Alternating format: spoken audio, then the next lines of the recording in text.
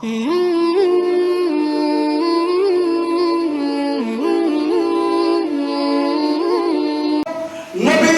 একজন মহিলা সাহাবী নাম হলো উম্মে সুলাইম। নাম কি ভাই?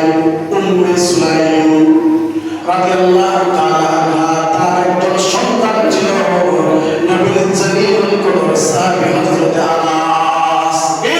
হযরত আনাস নবীর মহিলা সাহাবী উম্মে সুলাইম রাদিয়াল্লাহু তাআলা আনহা একটা সন্তান ছিল, ছোট্ট নাম হযরত আনাস। নবীজি মক্কা থেকে মদিনায় চলে গেলেন। যাওয়ার পরে ওই আনাসকে বললেন, আনাস রে চলো চলো নবীর কাছে চলো, মদিনা মুনাওয়ারায়। আমার তো কোনো কিছু নাই, নবীর খেদমতের জন্য আমি নবীর কাছে দিব, কিন্তু আমি তোমাকে ওই নবীর খাদেম হিসেবে উৎসর্গ করবো, খাদেম হিসেবে তোমাকে দিব, চলো। উম্মে সুলাইম রাদিয়াল্লাহু তাআলা আনহা আনাসকে নিয়ে চলে গেলেন নবীর কাছে। যাওয়ার পরে বললেন, ইয়া রাসূলুল্লাহ, ইয়া হাবিবাল্লাহ, নবী গো, আমার অন্য কোনো কিছু খেদমত করা আপনার জন্য নাই, তবে আমার এই ছোট্ট আনাসকে আপনার খাদেম হিসাবে আপনার খেদমত করার জন্য আমি উৎসর্গ করলাম। যখন উম্মে সুলাইম আনাসকে নবীর খেদমত করার জন্য দিয়ে আসলো, ছোট্ট আনাস, নবীজি চায় একটা, করে আরেকটা। নবীজি যে কাজটা করতে বলে তার বিপরীতটা করে। একদিনের জন্য নবীজি আনাসকে বলে, আনাস উল্টা পাল্টা কাজ কেন করো? ওই নবীজি আনাসকে বলতে, আনাসে ওই কাজটা কি করা যাবে, ওই কাজটা কি আমাকে একটু সহযোগিতা করা যাবে, এইভাবে বলতো। আজকে আমরা যারা নবীর উম্মতের মুসলমান, আমাদের আন্ডারে যারা কাজ করে, আমরা যদি আমাদের ওই খাদেমদের, আমাদের ওই কর্মচারীদের সাথে নবীর শিখানো পদ্ধতি যদি আমরা অবলম্বন করতে পারি না মুসলমান, আমাদের দেশটা একটা সোনার দেশে পরিণত হয়ে যাবে। চিৎকার করে বলেন সুবহানাল্লাহ।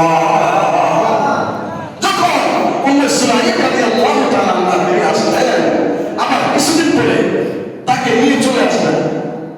গেছে, আনাস চলে আসো, বলতেছে, বাবু, যখন তুমি নবীর কাছে আমাকে খাদেম হিসাবে নবীর খেদমত করার জন্য দিতে আসছিলা, তখন তোমার নিজের মন মতো, নিজের মতে তুমি আমাকে দিয়ে দিয়েছিলা। আমার কোনো তুমি পরামর্শ নাও নাই, আমি যাবো কিনা, খেদমত নবীর করবো কিনা। তোমার নিজের মতো তুমি নবীর কাছে আমাকে দিয়েছ। তবে আজকে আপনারা তুমি শুনো, নবীর কাছে এই যে কয়েকটি বছর আমি থাকলাম, আমি এখানে থাকার আগে তোমার সাথে যে ছিলাম, আমি নবীর কাছে থেকে যে আনন্দ, যে মজা, যে স্বাদ, যে ভালোবাসা পেয়েছি, অন্য সময় এই মজা, স্বাদ, আনন্দ আমি পাই নাই। চিৎকার করে বলে সুবহানাল্লাহ। মা, আমি যাবো না, নবীজির যতদিন বেঁচে থাকবে নবীর খাদেম হিসাবে আমি থাকবো। চলে বলেন সুবহানাল্লাহ। হিজরতের পরে নবীজি 10 বছর বেঁচে ছিলেন। 10 বছরে আনাস রাদিয়াল্লাহু তাআলা আনহু নবীজির খাদেম হিসেবে ছিলেন। চলে বলেন সুবহানাল্লাহ। এবার ভাইরা, এই আনাস রাদিয়াল্লাহু তাআলা আনহুর বাবা তখন মুসলমান হয় নাই। উম্মে সুলাইম রাদিয়াল্লাহু তাআলা আনহা তার স্বামীকে বললেন, তুমি মুসলমান ধর্মে চলে আসো। বললেন, না, আমি মুসলমান ধর্মে আসবো না। এক পর্যায়ে ওই উম্মে সুলাইমের স্বামীও তার আনাসের বাবার সাথে তার মায়ের বৈবাহিক সম্পর্কটা ছিন্ন হয়ে গেল। কি সম্পর্ক ছিন্ন হয়ে গেল? এক পর্যায়ে উম্মে সুলাইম আনাসের মা নবীর আরেক সাহাবীর সাথে বিয়ে হলো। ওই সাহাবীর নাম হযরত তালহা রাদিয়াল্লাহু তাআলা। নাম কি? তালহা। যখন তালহার সাথে উম্মে সুলাইমের বিয়ে হলো, আল্লাহ রাব্বুল আলামিন ওই উম্মে সুলাইমের গর্ভে আর তালহার উরসে একটি ছোট্ট টুকটুকে সন্তান দিল। আর ওই সন্তানদের নাম আমার নবীজি নিজে রেখেছেন। সন্তানটির নাম হলো উমাইর। নাম কি বাবা? উমাইর। ছোট সন্তান যখন আস্তে আস্তে বড় হতে লাগলো, এক পর্যায়ে ওই ছোট্ট সন্তানটির একদিন জ্বর, অসুস্থ, ঠান্ডা। এক পর্যায়ে তালহা রাদিয়াল্লাহু তাআলা আনহু দিনের বেলায় কাজ করবো, ব্যবসা বাণিজ্যের জন্য নবীর সওয়াতে বাইরে চলে যায়, রাত্রে ফিরে চলে আসে। আমার ভাইরা, তার ছোট্ট ছোট্ট সন্তান আছে, ছেলে মেয়ে আছে, দিনের বেলায় ঘরের মধ্যে না থাকলে রাত্রিবেলায় যখন ঘরে আমরা ফিরে আসি, দেখবেন সন্তানটি যদি ঘুমিয়ে যায়, তারপর কোলে নিয়ে মনে আদর করে চুমু দেয়, যদি চাই কত থেকে মরে যায়, তাকে কিছু পকেট থেকে বের করে খাওয়াই দেয়। ওই তালহা রাদিয়াল্লাহু তাআলা বলল, প্রাণের স্ত্রী আমার ওই উমায়ের বলে। এবার বলল প্রাণের স্বামী, উমার তো অসুস্থ, সুস্থ কি হয় নাই?